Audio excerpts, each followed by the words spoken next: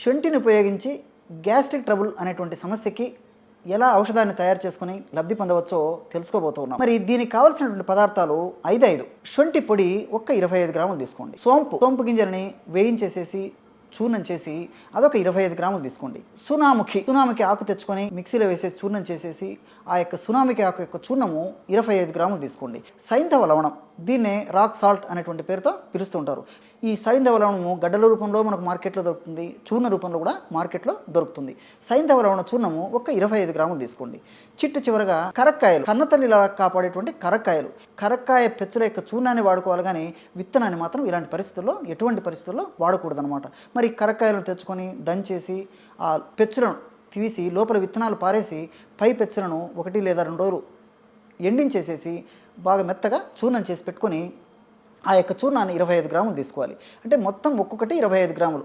ఈ పదార్థాలన్నింటినీ బాగా కలిపేసి ఒక గాజు సీసాలో నిల్వ ఉంచుకొని రోజు ఉదయం ఆహారం తర్వాత ఒక 10-15 నిమిషాల తర్వాత, అలాగే రాత్రి ఆహారం తర్వాత ఒక 10-15 నిమిషాల తర్వాత ఈ యొక్క ఔషధాన్ని సేవించాలి.